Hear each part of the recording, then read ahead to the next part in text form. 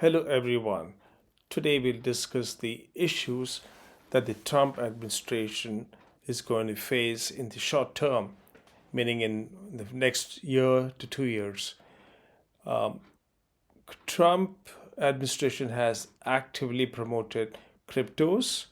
However, crypto laws in general need to be properly formulated. The two governmental institutions that have strangely overlapping jurisdiction over crypto, CFTC and the SEC.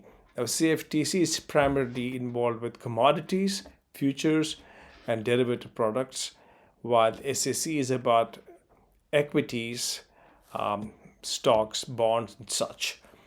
So, whether Bitcoin and other cryptos are a commodity was a big issue discussed in the all the way up to the Supreme Court, and SEC tried to say it's not a commodity, but it lost at the higher courts. So for now, Bitcoin is a commodity apparently. Now, as for the other types of cryptos, it's not really clear what its categorization is likely to be. So unless Congress sits together and makes up better laws or provides clarity, cryptos are going to be in the gray area between a commodity and securities. So that's an interesting conundrum, and that will have to be resolved at some point to help the whole crypto field do well and prosper and get better confidence and institutional support. Now, that's one big issue in the next couple of years. Now, again, the larger issue of tariffs on various countries.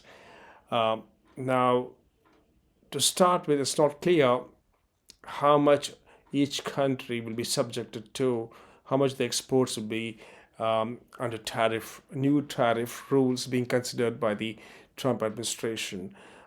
It's going to be country-wise tariffs, sort of a geopolitical bullying going on of sorts, to get leverage over our imports and get leverage over the exports from other countries, and in an attempt to maybe make the playing field equal, to stop dumping, for example, by China. So it's going to be interesting how the tariff regime comes about, and that's going to be a big challenge. We might be pissing off some of our allies by tariffs. Germany and its automotive industry, for example, is going to be subject to tariffs. Canadian energy and other products, auto products too, probably. So a lot of different countries are being targeted. Mexico, for example, and China definitely has been threatened with tariffs. So that tariff regime has to be established. That'll take a couple of years to have some clarity in how it's going to happen. Immigration, of course, the H-1B issues is a big deal. Citizenship based on birthright. A child born in the U.S. gets automatically to be a citizen. Now, how if that were to be stripped off, so that illegal immigrants can't have children here and then ultimately claim citizenship or green cards or whatever, that might be some way to curb the misuse of the immigration policies. Again, if you have a H-1B employee in the U.S. who stayed for 15 years, has come legally, has been paying taxes, but is unable to get his green card in time, and so if they were to have a child, what is the status of the child? So that's up in the air. So these issues have to be ironed out or some clarity brought to this whole issue of H-1B workers, illegal immigration, and birthrights that go along with having a child in the U.S. That's going to be another battle brewing, and it's going to take a couple of years for things to get clear. There are better policies or policies that make sense and has a certain consensus developed. Now, the Russian war again is another big issue that's hanging over the world here. What does a deal look like with Russia? Can Europe be mollified? Are they going to be satisfied with whatever deal the US makes with Russia?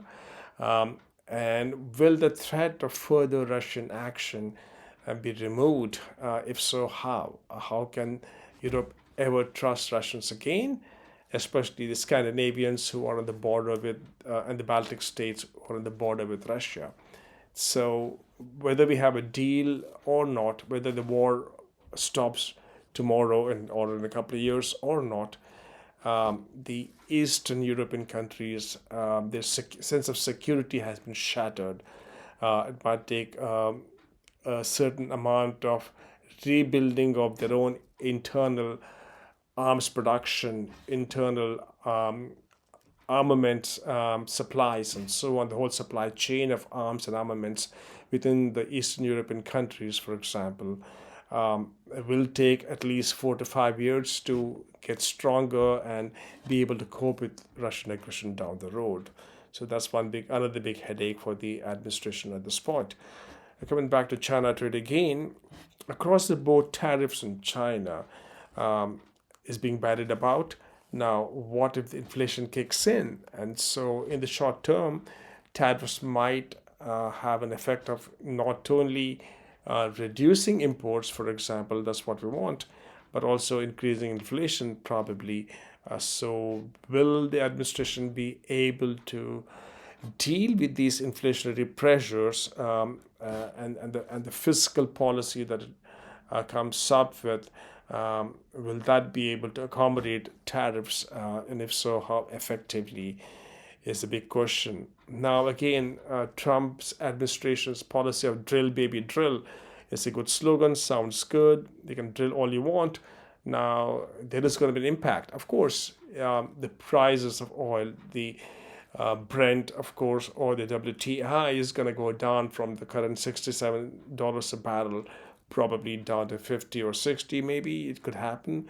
But then the profit margins of the companies, the energy supply companies, the Exxon Mobils and the Chevrons are going to take a hit. And so if there's a glut in the market, they don't make enough money. And so, of course, it might help with inflation to have prices come down. The prices of oil determines the prices of goods that are being moved across the country. The transportation costs are going to come down. So it might help eliminate some of the negative effects of tariffs on inflation. So that's a good thing to have a lot more oil, but then it's going to hit the energy companies and their ability to keep producing more oil when the prices keep going down. And there could be a price war between the Saudis and the OPEC countries and the US. So finally, let's talk about another big problem that's brewing. This one on technology front, specifically the AI, the beautiful world of AI, very promising indeed. ChatGPT has had a great run, and Google has got its own Gemini and other tools coming up. Meta with this fantastic products too, Llama and others. The bottom line is these have very expensive, big ticket items. A lot of capital expenditures needed, cost billions of dollars to run them. Takes a lot of energy, but even need a nuclear power plant to power them down the road. That is 2 years from now. So the bottom line is it's a big ticket item to run AI servers today and provide AI solutions. Now, out of the blue, China comes up with a apparently a more cost effective, rather inexpensive product, their own deep seek LLM models. Apparently, it costs $3 million to $5 million to run them. Scaled down version of ChatGPT, probably, but apparently very effective. Now, if China has such a solution indeed, and it's reliable and competent, then the US is in a serious trouble. The big ticket item of the ChatGPTs, the amount of money it takes to even start deploying solutions on them could become very prohibitive. And secondly, the competitive edge goes back to China now if that DeepSeek delivers. And if they start spreading it all over the world, selling their products all over the world because it's more cost effective probably less demanding in resources and capital expenditure, then we have a big challenge on our hands. So U.S. Corporations are rather panicking. Silicon Valley should be panicking by now. Just the news of a more effective, cost-effective, inexpensive, really useful model is true, and DeepSeek does deliver the goods. So we're up on a big technological war vis-a-vis AI stuff very soon, very quickly.